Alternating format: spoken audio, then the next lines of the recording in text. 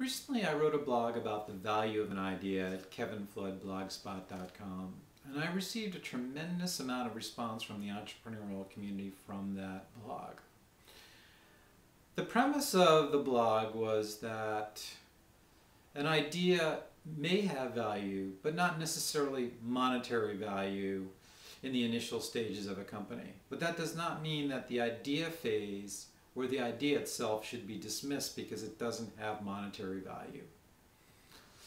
In some cases, it actually will have monetary value. If an idea represents a mathematical formula that enumerates possibly a chemical process or a physical law, yes, indeed, the idea itself could have monetary value.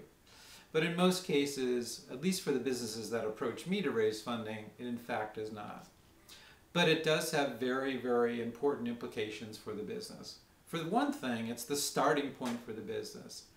It's at that point in time where you as an individual or your team begins to communicate to others what the idea is and how the idea may turn into a business. And that's very important. And as you look back on the history of the company, you're going to look back to that phase.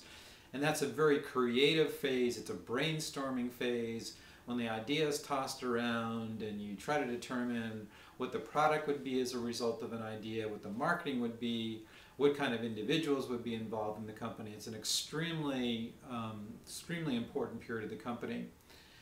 And as an extension of that, it's a rallying call for like-minded people that would participate in it. People that have some notion or are associated with that idea get involved in the company. And many of those people, or at least some of them, could potentially become co-founders of the company and also officers of the company. It is also a tool that could be used to validate the business associated with the idea. So one can take that idea, and as it gets into the general population, individuals will be able to come back and say, yes, this idea is probably useful in this area, and in this area it can be monetized in this capacity. The business that would be the result of that idea is in this area, and the market is this. So it's very, very important for that. An idea can eventually run into and become of monetary value early in the company before the business actually evolves, if in fact it is a patentable idea. And in fact, the even more important than the monetary value of the patent idea is that if a patent is gained for the idea that you have, it excites a lot of investors that there is value in the company, and especially as it becomes a business, it should be somewhat easier to raise funding if a patent has been secured, or even if a patent is pending for the idea and the business.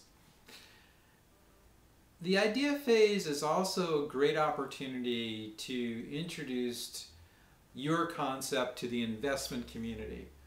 Now, again, it's very unlikely that the investment community is going to just invest in your organization if you just have an idea, but it's a good opportunity to get feedback from the investment community if they would invest in a business based on such an idea. And if they were to do so, what would the business look like? And at what stage in the company's history would they be interested in investing? In conclusion, the notion that an idea, if it has no monetary value, has no value at all, is not the right way to approach the concept of an idea, at least as far from a startup company. If you have an idea, even if it is not monetizable, at least in the early phases of the company, it is a very, very important stage in the company and is the starting point of the company, is a communication tool for the company, it's a team building, and in some cases it's an introduction to the investment community about your idea, which eventually will lead to an investment from a subset of the investment pool.